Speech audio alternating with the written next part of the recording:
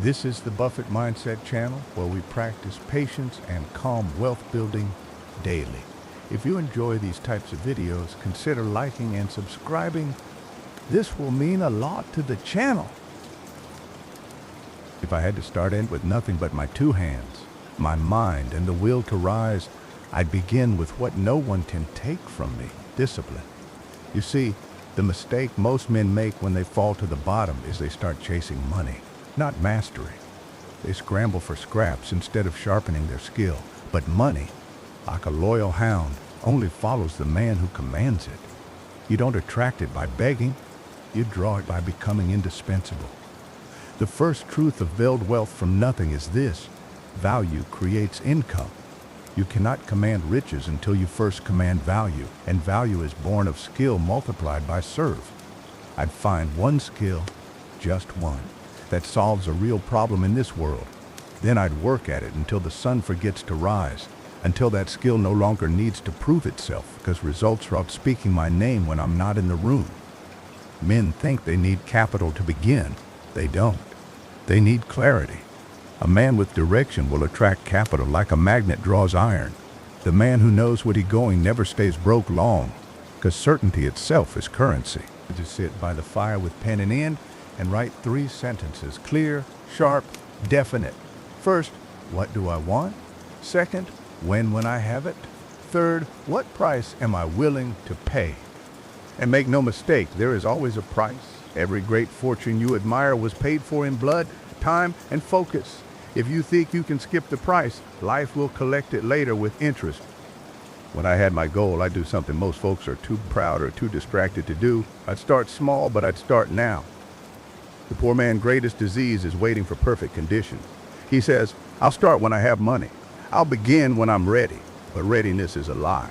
The man who waits for certainty dies poor. Every empire began through a seed planted in uncertainty. Action, not timing, makes the difference. If I was starting over, I'd move fast, fail often, and learn quicker than the man next to me. While others talk about risk, I'd be taking it in small, calculated doses, learning how to read the market, how to read people, how to read myself. Because once you understand your own impulses, fear, greed, hesitation, you've already gained an advantage over 90% of men. And when the first bit of income came, no matter as small, I wouldn't celebrate, I'd reinvest. That the second truth of wealth: money is a seed, not a reward. A fool spends the harvest, a wise man plants it again. Every dollar is a soldier. Deploy it carefully and it brings back reinforcements. Waste it and you're disarming your army. I'd live lean. No new clothes, no new toys, no vanity, just growth.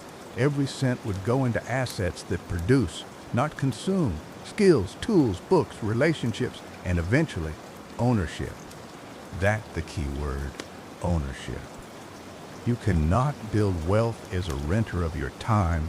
You must own your production, your ideas, your systems.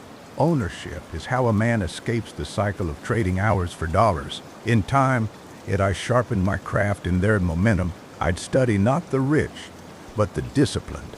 Because not every rich man is wise, but every disciplined man eventually becomes rich. I'd study the patterns of those who built something from nothing. The Edisons, the Rockefellers, the Buffetts, the Jobs. Their secret isn't luck, it's leverage. They learned how to hate the effort compound. You see, average men work linearly. 1 unit of effort, 1 unit of reward. The wealthy build systems that multiply effort. 1 action, 10 rewards. I had asked myself every night, how can I multiply this? If I can't multiply it, it's not worth my energy. Wealth is multiplication, not addition. Now, none of this matters without mindset. I train my mind to think like a creator, not a consumer.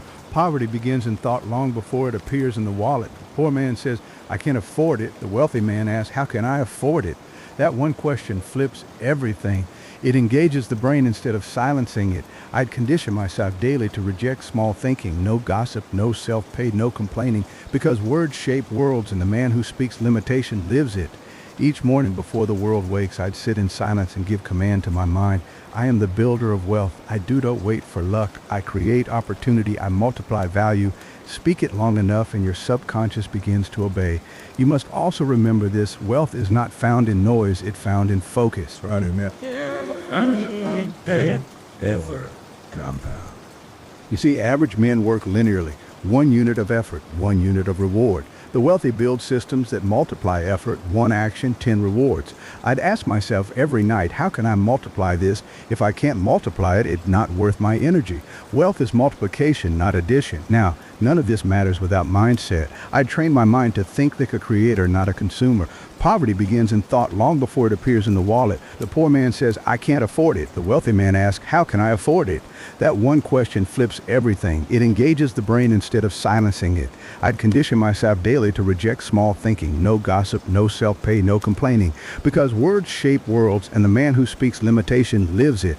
Each morning before the world wakes, I'd sit in silence and give command to my mind. I am the builder of wealth. I do not wait for luck. I create opportunity. I multiply value. Speak it long enough and your subconscious begins to obey.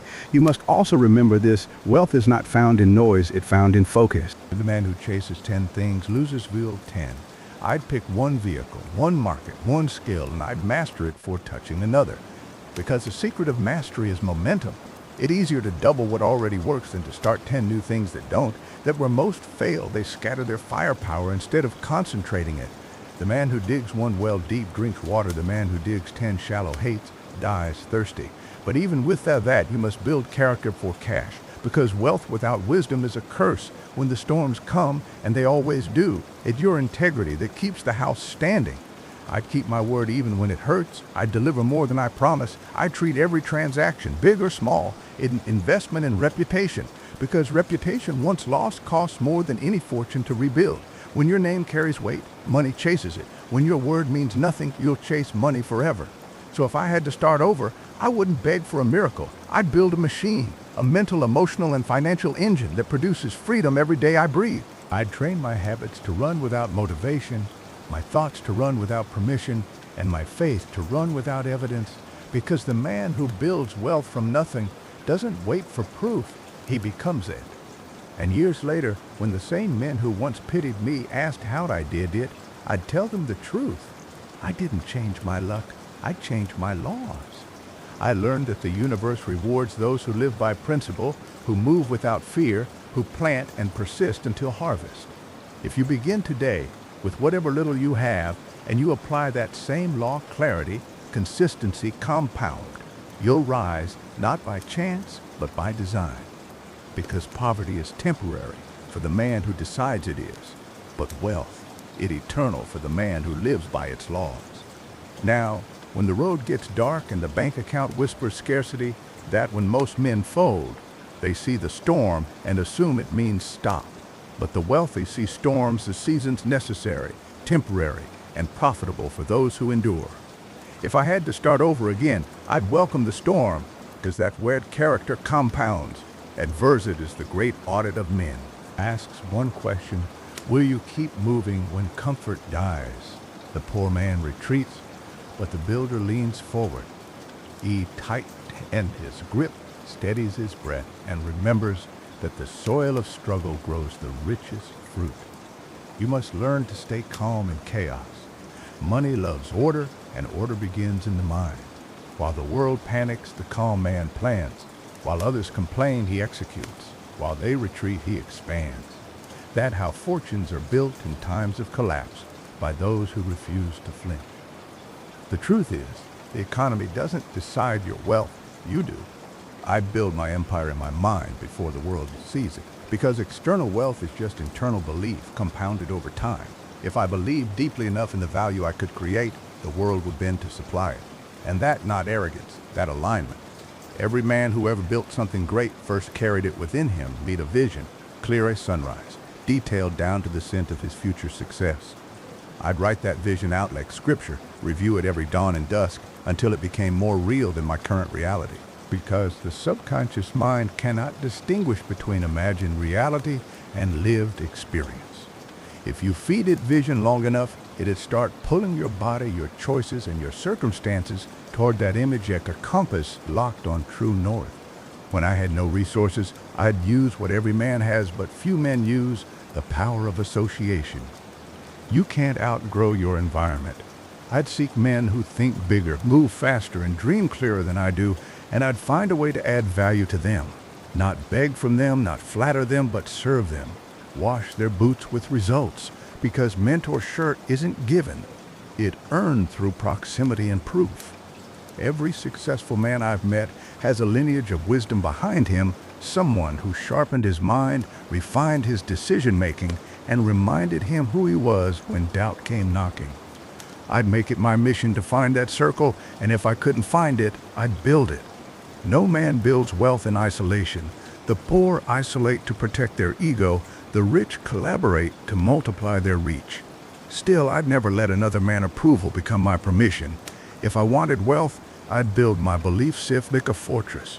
Climbed it because mentorship isn't given, it earned through proximity and proof. Every successful man I've met has a lineage of wisdom behind him, someone who sharpened his mind, refined his decision-making, and reminded him who he was when doubt came knocking. I'd make it my mission to find that circle, and if I couldn't find it, I'd build it. No man builds wealth in isolation. The poor isolate to protect their ego, the rich collaborate to multiply their reach. Still, I'd never let another man's approval become my permission. If I wanted wealth, I'd build my belief sift like a fortress. Every morning, when the noise of the world invaded my thoughts, I'd sit in silence and declare my laws. I am abundance in motion. I am wealth before wealth arrives. I am the master of time, money, and direction. These aren't whimsical commands, spoken daily with conviction. They rewire your mental circuitry because you're the hidden truth. The world doesn't respond to your needs. It responds to your certainty. When you speak a command who already owns the future, people and opportunities reorganize themselves around your energy. The poor beg, the wealthy broadcast. And then I'd master the art of compound. Not just with money, but with habits. Because money compounds slowly, character compounds instantly. The man who compounds good habits doesn't have to chase wealth, it chases him. I'd bake consistency my religion. Every day 1% better, one page read, one new contact made, one task completed, pad fatigue. These are the invisible bricks that build the mansion of wealth. The poor wait for giant leaps, the wise stack small wins. You see, a man who improves 1% daily comes 37 times stronger by year end. That's the hidden math of mastery, quiet progress, disguised patience. If I had to start again, I'd also learn to sell, not manipulate, but communicate clearly, honestly, and with conviction. Every dollar in the world moved is a trust, and trust begins with articulation. The man who can't express value can't create it. I'd study persuasion like a blacksmith studies steel, because it shapes every fortune. The ability to move men with words is wealth itself. I'd learn to listen before speaking, to solve before selling, to build before broadcasting. Because the greatest salesman doesn't close deals, he opens destinies. Makes others see themselves better, stronger, richer, led by standing near him. When the profits began to rise, I wouldn't inflate my lifestyle, I'd expand my assets. Poverty hides in consumption. Wealth hides in production. I'd buy time, not toys. I'd invest in ownership, not entertainment. I'd learn the difference between price and value, between busy and productive, between growth and greed. The poor man's downfall is impulse. The wealthy man's armor is intention. Before every purchase, I'd ask, does this make me freer or weaker? If it made me weaker, I'd walk away. Because true wealth is not about abundance of things, it's about absence of need, and through it, I'd remember that money is not the goal, it's the mirror. It reflects who you've become. If your habits are chaotic, your finances will be too. If your beliefs are small, your income will shrink to match. If your integrity is brittle, your fortune will shatter. Money doesn't change a man, it amplifies him. So I'd focus on becoming the kind of man worth amplifying. Calm, consistent, certain. Because once your inner world aligns, the outer world has no choice but to follow. The man who builds wealth from nothing must also master patience. You can't rush compound you can feed it. Every oak tree was once a seed, no bigger than a thumbnail, but it grew, but it stayed planted. Most men dig up their seeds when progress is slow. The wealthy water theirs daily, knowing the roots grow deep before the branches show. I'd remind myself that time is my partner, not my enemy. Each day I'd measure progress, not perfection. Each setback I'd study, not regret. Because wisdom doesn't come from success, it comes from reflection. Finally, I'd live by this creed, never trade peace for profit. A rich man without peace is still poor. I'd build my wealth not to escape life, but to engage with it fully, to buy time, to help others, to create, to lead. Because the ultimate purpose of money is freedom, not vanity. And freedom, my friend, is not found in luxury, it's found in discipline. So if I had to start over from nothing again, I'd smile. Because I already know the formula: clarity, consistency, compounding, and conviction. That all it takes. Wealth is not a miracle, it's a pattern. And once you live by that pattern, nothing in this world can stop the rise. At some point, when you've been walking this long road of veld from nothing, you'll notice something change. The fear that once screamed at you, you'll start whispering instead. The noise of doubt will grow quiet. The world opinion, which once felt heavy yet iron, will begin to sound at wind in the distance present, but powerless. That the stage when you've crossed from desperation into dominion. It doesn't happen overnight. It happens quietly, one disciplined act at a time, one promise kept, one temptation resisted. That the true wealth control over self, over thought, over reaction. And when a man has control, he already has the seed of all riches, because money is just energy, and energy obeys order. If I were starting from nothing again, I'd live by this law. Your external life can never outgrow your internal structure. You cannot hold $1 million dream in a $100 mindset. So I'd upgrade my mind daily.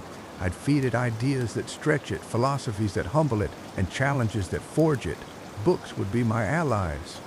The biographies of men who've built empires from ashes, those would be my morning sermons. Because what's been done before can be done again. History is a mirror for the disciplined. It shows you that wealth isn't luck. It's law repeated across generations by those who dared to obey it. Now, the poor man believes that the game is rigged. He thinks the system favors only the chosen few. But the truth is, the system favors the strategic. It rewards those who study its rules, master them, and then create their own. I'd study wealth like a craftsman studies his material intimately. I'd learn the language of leverage, the rhythm of cash flow, the art of reinvestment. I'd learn how to make money while I sleep, but if I don't, I'll spend my life trading time for crumbs. And make no mistake, the man who trades time for money forever is a man in chains, no matter how much he earns. The goal is freedom, not excess. The goal is to build something that works even when you rest, because rest, my friend, is not laziness. It's leverage in disguise. Still, every empire needs a foundation, and that foundation is built from three things: faith, focus, and through. Faith to begin when you can't see the whole path. Focus to stay when distractions call your name. Follow through to finish when excitement fades. If you can hold those three, the world can take everything else and you'll still rebuild. Faith is not religious, it's logical. It's the rational belief that effort compounds. Focus is not tunnel vision. It's awareness, directed. Follow-through is not stubbornness, it's honor. The man who honors his own word, even when no one watching, earns the respect of unseen forces. Life begins to conspire for the man who doesn't flinch when the spotlight fades. And when you finally start gaining momentum, when opportunity begins to show its face, beware the most dangerous trap of all: comfort. Comfort is the quiet assassin of progress. It disguised as success, wearing the robes of relief. You'll think you've arrived, but the truth is, you've just stopped climbing. Every great man you admire, every investor, every builder, they all understand one law: expansion is eternal. The moment you stop growing, your wealth begins dying. I'd remind myself daily, never retire from becoming more. Because wealth isn't static, it's alive. It breathes through challenge, it strengthens through risk, and it multiplies through motion. Now let me tell you something most folks don't want to hear. Starting from nothing isn't a curse, it's the purest advantage you'll have. When you've got nothing to lose, you're dangerous. You move without fear because you've already met the bottom. The man who's comfortable can be threatened, but the man who built from zero, he unshaken. Every dollar he earns, every relationship he forms, every system he builds carries the weight of sweat and sacrifice. You can strip him of everything and he'll rebuild twice save fast, because while others inherited wealth, he inherited wisdom, and wisdom once earned never leaves you. If I were starting again, I'd spend less time seeking motivation and more time building momentum. Motivation fades with mood, but momentum ignores emotion. It carries you forward on days you don't feel like moving. That's why discipline matters more than drive. Drive is lightning. It's bright, fast, and gone in an instant. Discipline is the sun. It rises every day without asking permission, so I'd make habits my allies, not hopes. I'd automate excellence. The man who relies on emotion will be poor in spirit and in wallet. But the man who relies on structure will win even when tired, distracted, or defeated. Let's speak plainly. Wealth doesn't come from doing more, it comes from doing right. Every man has 24 hours, but few spend them wisely. The poor man trades his hours for entertainment. The builder trades his hours for elevation. Every scroll, every distraction, every delay, it all adds up to debt. Not financial debt, but spiritual debt. A debt owed to your potential. I'd pay that debt daily by acting like time is gold dust slipped to my hands because it is. And one day, when you reel you've spent years buying distractions instead of assets, you'll wish you'd been more ruthless with your focus. When you build from nothing, there's another lesson you must learn. Money is the easiest part. The hard part is holding your standard. There will be moments when compromise knocks on your door disguised as opportunity. It'll whisper, just this once. Nobody will know. But that for empires crumble from within. The man who sells his integrity for a short-term gain will never hold long-term wealth. The market may forgive mistakes, but it never forgets character. I'd rather be broke with honor than rich with rot, because the former can rebuild, the latter eventually collapses. And finally, I'd remind my of this eternal truth: wealth is a reflection of service. Every fortune you admire exists because someone solved a problem for others. The more people you serve, the richer you become. Not just in wallet, but in worth.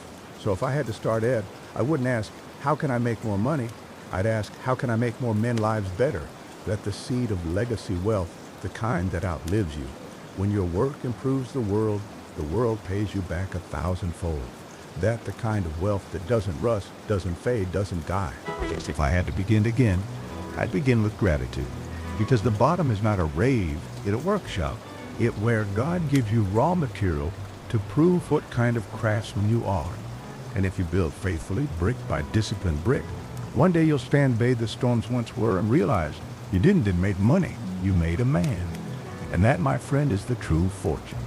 If I had to begin again, stripped of all the comforts I once built, I would curse the loss. I'd bow to it like an old teacher returning to remind me what made me strong in the first place.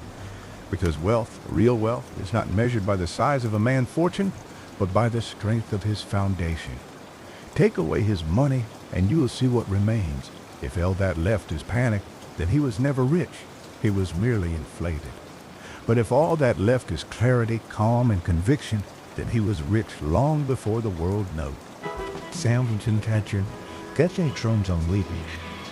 So when I speak of beginning again, I don't speak of money, I speak of the reconstruction of the mind, the rebuilding of the inner fortress from which your outer empires are born.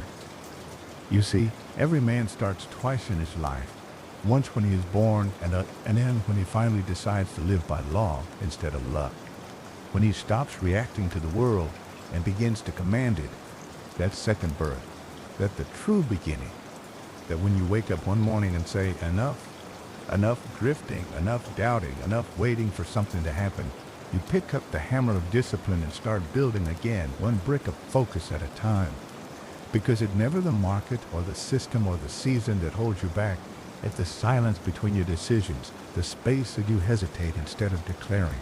If I were starting from the bottom again, I'd live each day like a craftsman, patient, precise, deliberate, not chasing quick profit, but mastering my instrument. I'd remind myself that every great fortune is built by men who were willing to be unknown while they perfected their craft. I'd train myself to love obscurity. Keys in obscurity, you are free from the noise of comparison. If where you grow unseen, where you sharpen without applause. And when you finally emerge, the world will think you came out of nowhere, but you'll know the truth. You came from discipline, not luck. Every morning I'd command my mind before the world could corrupt it. That first hour is sacred. It's the architect hour. I'd sit in silence, not with fear, but with fire. I'd write out my targets with precision, not vague wishes like I want to be rich, but clear directives. By this date, I will produce this result. The brain loves orders. It craves clarity, and when you give it none, it wanders. A wandering mind builds nothing. A directed mind builds worlds. I train my thoughts like soldiers aligned under one mission, because the mind, when properly commanded, becomes a magnet for solutions. It bends reality around the man who knows exactly what he wants. I'd also remember that wealth obeys rhythm. Just as the tide rises and falls, your progress will too. The poor man quits when the tide is out, believing the sea has left him. The rich man waits, knowing it always returns. I plan my strategy like a farmer plans his harvest. There will be winters. Accept them. Use them to sharpen tools, refine processes, and study the soil. Too many give up in winter, never realizing that all wealth is born underground, unseen, in seasons of stillness. If I had to start again, I'd learn to love the invisible seasons, because they're where the roots of fortune grow, and my small wins begin to multiply. I'd protect my momentum with ruthless discipline. When money starts coming, most men get careless. They spend faster, boast louder, sleep longer. They believe they've arrived, when in truth, they've only begun. I'd move in silence, keep my growth private, and reinvest every dollar into mastery, because noise attracts envy, and envy invites distraction. The world doesn't need to see you grow, it needs to see you arrive. The quiet builder always wins, because he never alerts mediocrity to his rise. When fatigue comes, I'd remind myself that fatigue is not failure. It's the body way of testing if your purpose still burns. I'd take rest not to escape, but to preparation. The warrior who knows when to sheath his sword never loses his edge. Balance is not weakness, it's efficiency. If I had to start again, I'd build rhythms of work and recovery so tight that burnout would have no room to live. Wealth is not built by sprinting, it's built by steady compound, brick by brick, day after day. Now when doubt appears, and it always does, it will whisper the same old lies. You're too late. You're not enough. The world has already moved on. But I'd laugh, because I know those lies are the last defense of mediocrity. The world has no timetable for greatness. It bends to the man who refuses to stop walking. You can begin at 40, 50, or 70. It doesn't matter. The soil of opportunity never dies. It awaits for a worthy farmer. I remind myself daily that wealth is not reserved for the gifted. It's reserved for the determined, and determination is a decision renewed every morning. If I had to start again, I'd also build one then most men forget. It code not a list of wishes, but laws that govern my every move. Rules that never lie, even when it hurts, never quit, even when it's slow, never envy, even when others rise first, because without a code, wealth corrupts, but with one, it compounds. A man who keeps his code in poverty will handle riches with wisdom. The man who breaks it in scarcity will squander everything in abundance. Integrity is the bank account no one sees, but it pays the highest interest. Finally, I'd give. Yes, even at the start, not because I can afford to, but because giving proves I already possess. Scarce makes you clutch, abundance makes you release. When you give, you tell the universe, I have enough. That statement rewires your entire existence. You begin to think like the wealthy, move like the wealthy, attract like the wealthy. There's a man who gives before he receives has already escaped poverty grasp. So if I had to start again, I'd do it with gratitude. Gratitude for the blank slate, for the pain that purifies, for the hunger that's sharp pain. Because the truth is, the man who knows how to rebuild is richer than the man who never lost. Rules it never lie, even when it hurts, never quit. Even when it's slow, never envy. Even when others rise first, because without a code, wealth corrupts. But with one, it compounds.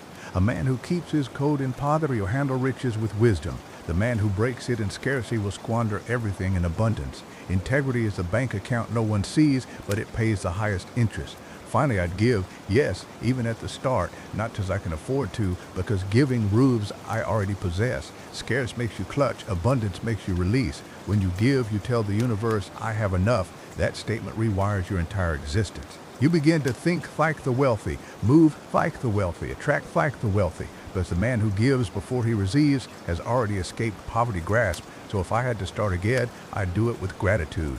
gratitude for the blank slate, for the pain that purifies, for the hunger that's sharp pain, because the truth is, the man who knows how to rebuild is richer than the man who never lost. When you've learned to build wealth from nothing, you carry a quiet power of confidence that can't be shaken by market crashes, layoffs, or storms.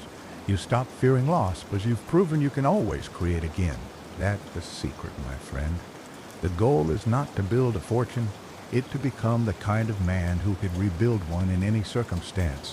When you reach that point, you are free. And freedom, not money, is the highest form of wealth. When you finally learn to build from zero, you realize that every ending is a beginning disguised as loss. Most men panic when the old foundation crumbles, but the wealthy man smiles. He knows the demolition is a blessing, clearing the ground for expansion. The truth is, every collapse you've suffered, financial, emotional, or otherwise, was not punishment. It was preparation. It was life stripping away everything soft and unprepared, leaving only the parts of you that could carry a kingdom. When I speak of starting again, I don't speak yet a man who fallen once, but the one who fallen 1,000 times and learned that every fall carried a hidden promotion. The universe never removes without reason. When you've learned to build wealth from nothing, you carry a quiet power, confidence that can't be shaken by market crashes, layoffs, or storms. You stop fearing loss because you've proven you can always create again. That's the secret, my friend. The goal is not to build a fortune, it to become the kind of man who can rebuild one in any circumstance. When you reach that point, you are free. And freedom, not money, is the highest form of wealth. When you finally learn to build from zero, you realize that every ending is a beginning disguised as loss. Most men panic when the old foundation crumbles, but the wealthy man smiles. He knows the demolition is a blessing, clearing the ground for expansion. The truth is, every collapse you've suffered, financial, emotional, or otherwise, was not punishment. It was preparation. It was life stripping away everything soft and unprepared, leaving only the parts of you that could carry a kingdom.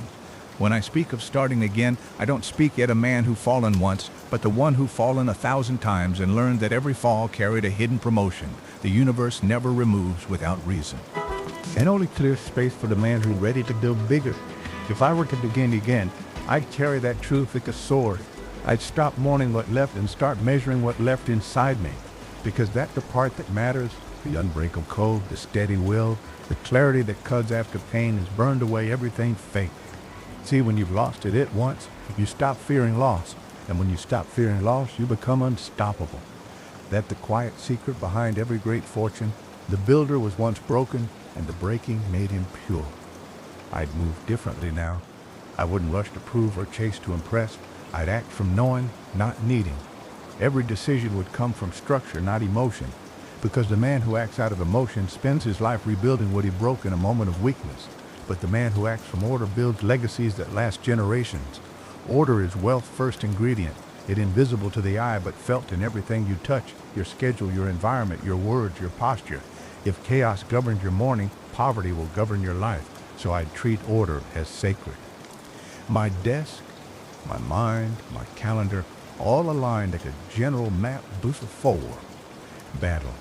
Because wealth is war, and your greatest enemy is disorganization. The second thing I'd rebuild is my relationship with time. Most people treat time like an infinite beast. They've never truly looked at it. But time is your only real currency, and the wealthy understand how to multiply it. I'd wake early, not because it's fashionable, but because silence is leverage. Those early hours belong to the few who laid while others sleep. I divide my time like a banker divides capital, some for learning, that for execution, then for reflection. Reflection is the secret art of the wealthy. Every week, I'd review my progress like a CEO reviews a report coldly, honestly, without excuses, because unmeasured growth is illusion. If I had to start again, I'd speak less and listen more, but not to opinions, to results. I'd observe the patterns of those who've built what I desired. I'd study their habits, not their hype. Every wealthy man you admire isn't special, he patterned. He wakes with purpose, guards his focus, multiplies his value, and compounds his habits. The poor chase excitement, the wealthy chase execution. Every day, I'd ask my one question, is what I'm doing day compounding?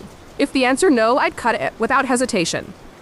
Because the man who wastes one day doesn't lose 24 hours, he loses momentum. And momentum is the true currency of power. Now, most men think starting over means changing location, changing jobs, changing goals. But that's not rebuilding, that rearranging failure. True rebuilding begins when you change identity. You can't build new wealth with an old mind. I'd sit alone and write down who I am becoming, clear, sharp, and absolute. Then I'd act at him until the world had no choice but to agree. You don't wait for confidence to appear. You generate it through repetition. Speak, act, and decide that the man you're becoming, not the one you were. The subconscious mind obeys identity, not intention. The faster you assume your new identity, the faster your world reforms around it. If I had to begin again, I'd replace every complaint with a command. Instead of saying, I don't have money, I'd say, I'm building cash flow. Instead of, I'm overwhelmed, I'd say, I'm prioritizing. The language of a poor man describes problem. The language of a wealthy man directs solutions. Words are not sounds, they are blueprints, and every word you speak builds or breaks your future.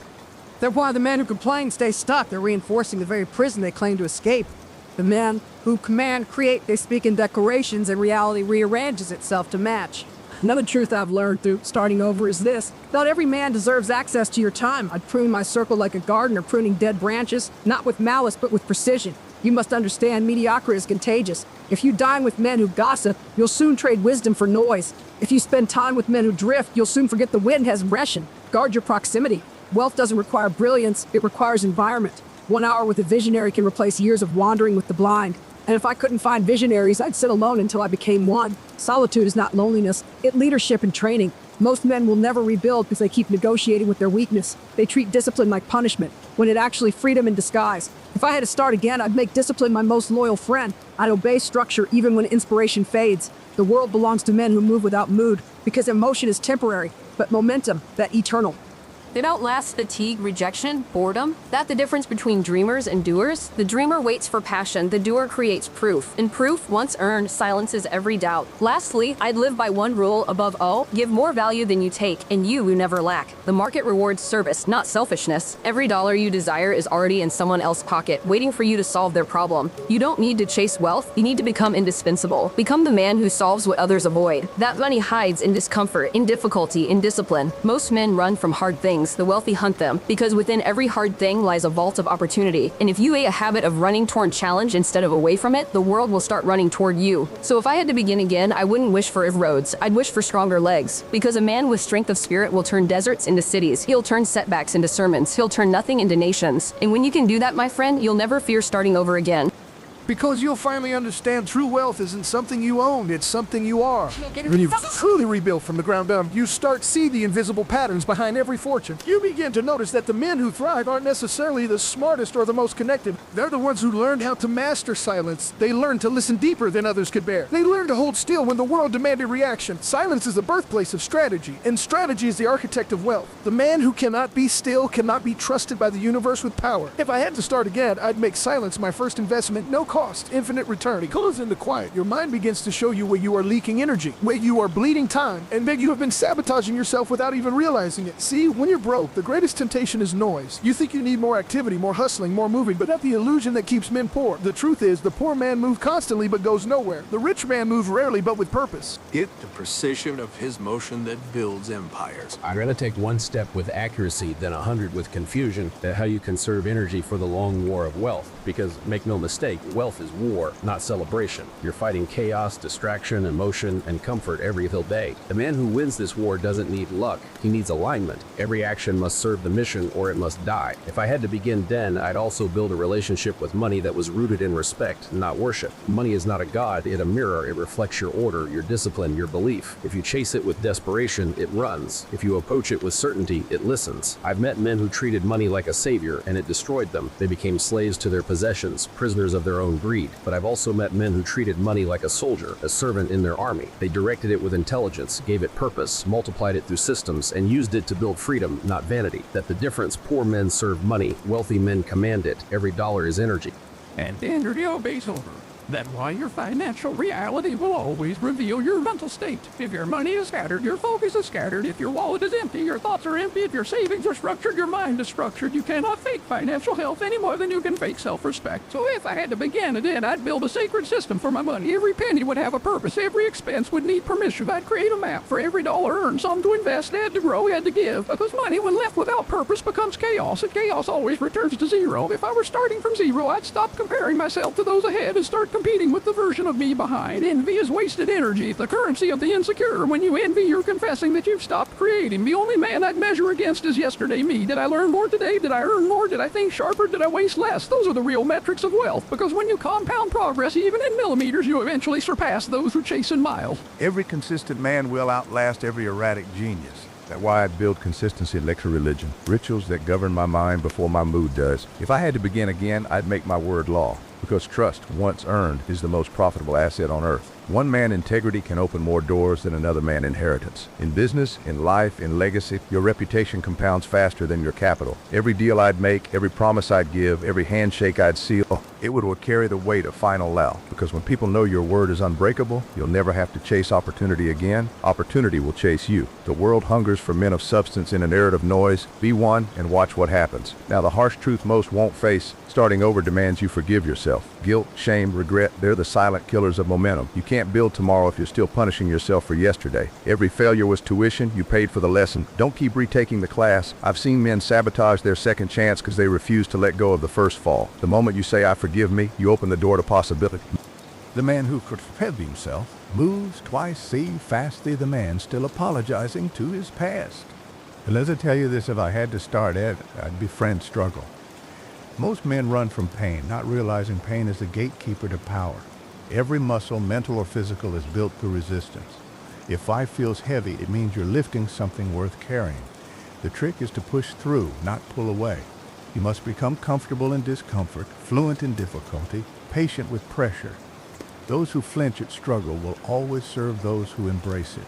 When you can endure more than the average man, you'll earn more than the average man. Endurance is currency. Patience is profit. And if I could pass one final law to every man rebuilding, it would be this: protect your morning and your night, for they bookend your destiny. How you begin and how you end each day decides everything in between. I'd rise before the world wakes, and I'd write my commands for the day.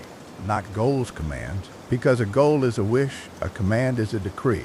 Then before sleep, I'd review what was obeyed, what was missed, what must be adjusted. That rhythm builds authority in your subconscious.